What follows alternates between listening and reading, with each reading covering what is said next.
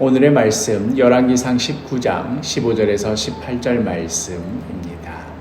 너는 내 길을 돌이켜 광야를 통하여 다메섹에 가서 이르거든 하사엘에게 기름을 부어 아람의 왕이 되게 하고 너는 또 님시의 아들 예후에게 기름을 부어 이스라엘의 왕이 되게 하고 또 아벨무홀라 사밧의 아들 엘리사에게 기름을 부어 너를 대신하여 선지자가 되게 하라.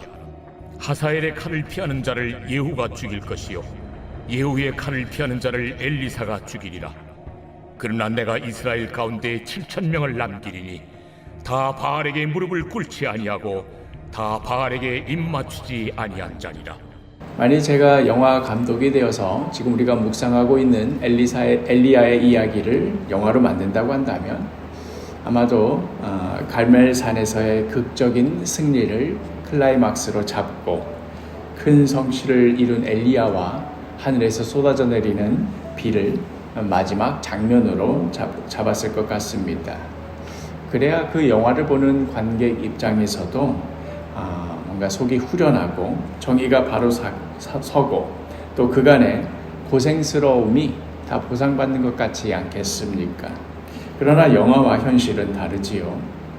현실은 갈멜산에서의 승리로 오히려 엘리야가 죽음의 위기에 내몰려 도망쳐야만 하는 이것이 현실입니다. 하늘에서 불이 내려오고 바알 선지자들이 죽임을 당하고 모든 백성들도 인정하기를 엘리야의 하나님이 진짜 여호와 하나님이시다 그렇게 인정하기까지 했다면 내친 김에 이토록 악랄했던 아합 정권까지도 끌어내리고 이 땅의 정의를 바로 세우는 데까지 나아가야 했던 것 아니겠습니까?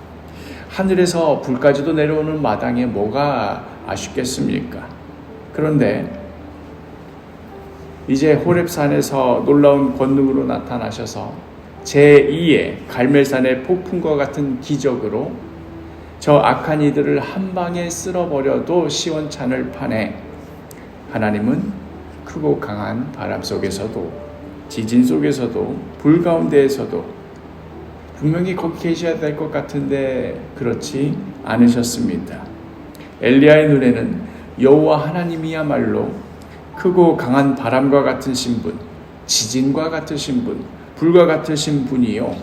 또 갈멜산에서 실제로 경험했던 분이 바로 그러한 하나님이셨는데 새삼 이제 와서 그 속에는 계시지 아니하고 모든 것들이 다 지나간 후에 들려오는 세미한 음성 가운데 엘리야에게 임하셨습니다. 화끈한 성격의 엘리야로서는 정말이지 생소한 하나님이셨습니다.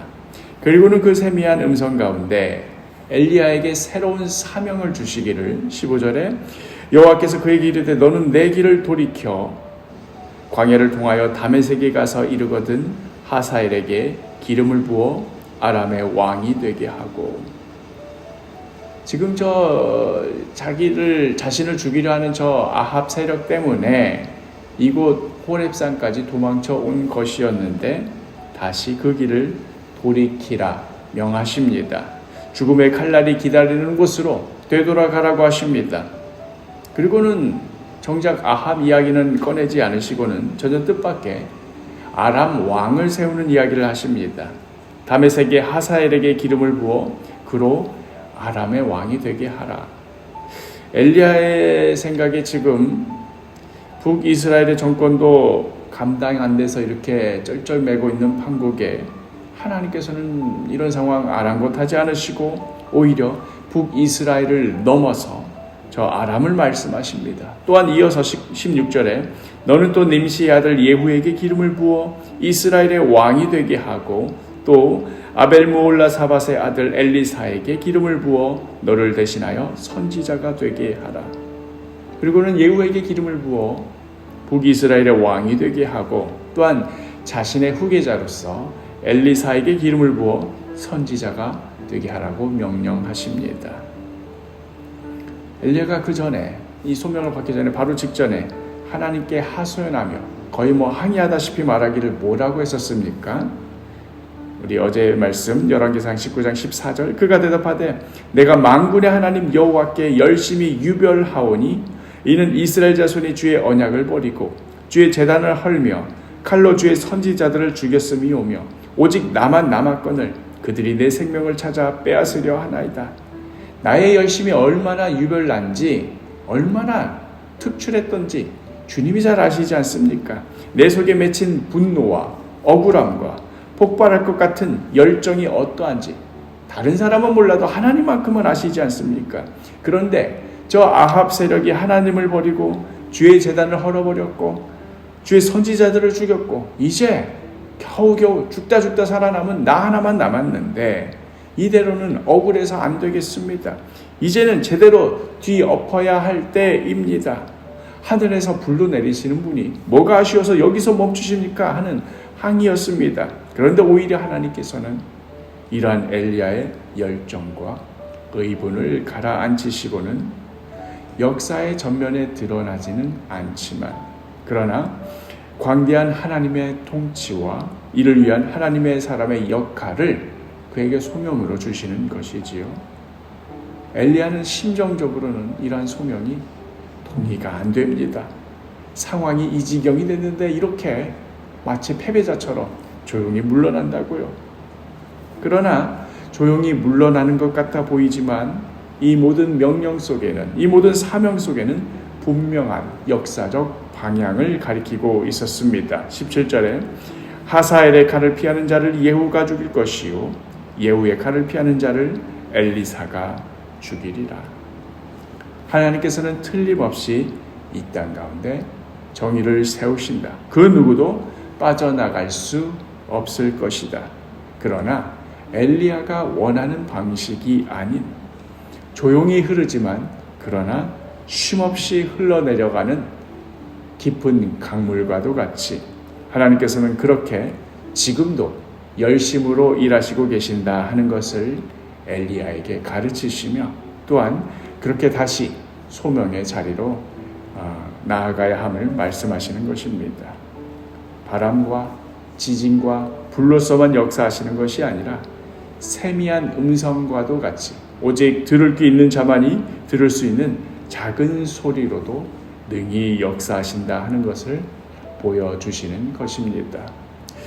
예수님께서도 제자들에게 가르치시기를 누가복음 13장 18절 19절에 그러므로 예수께서 이르시되 하나님의 나라가 무엇과 같을까? 내가 무엇으로 비교할까? 마치 사람이 자기 채소밭에 갖다 심은 겨자씨 한 알 같으니 자라 나무가 되어 공중의 새들이 그 가지에 깃들였느니라. 저 겨자씨 한 알이 저걸로 저 작은 걸로 뭘 어찌 하나 언제 자라서 언제 어떻게 되나 싶었는데 어느덧 돌이켜보니 그것이 자라서 나무가 되고 공중의 새들이 깃들일 수 있게 되는 것처럼 눈에 보이지 않고 귀에 들리지 않고 역사의 전면에 드러나지 않는 것 같아 보인다 하더라도 하나님께서는 그 열심으로 지금도 역사하고 계시며 하나님의 통치가 이루어져 가고 있음을 말씀하여 주시는 것입니다. 사랑하는 사도계 식구 여러분, 오늘도 이러한 하나님의 역사가 우리의 삶 가운데 조용히 또 은밀하게 눈에 띄지 않게 이루어져 가고 있음을 믿으시기를 바랍니다. 뭔가 눈에 보이지 않고 역사의 전면에 드러나지 않는다 하더라도 그 가운데에는 하나님의 사람이 감당해야 하는 사명이 있고 은밀하고 조용한 가운데 이루시는 하나님 나라의 역사가 있음을 믿으시기를 바랍니다. 크고 강한 바람 같은 지진과 같은 불과 같은 역사가 아니라 하더라도 눈에 보이지 않고 겨자씨 하나같이 작은 것 같은 그것이 자라는 것 같은 작은 역사 같아 보인다 하더라도 세미한 음성과 같은 하나님의 역사하심이 있음을 믿으시기를 바랍니다. 그렇기에 오늘 하루도 주님께서 우리의 작은 삶을 통해 하나님 나라의 큰 역사를 이루시고 계심을, 그렇게 우리가 부르심을 받은 그 자리, 그 일상이 우리에게 부여하신 위대한 소명의 자리임을 깊이 깨닫고 그 자리에서 주님의 뜻에 겸손히 순종하는 복된 하루가 되기를 간절히 축복합니다.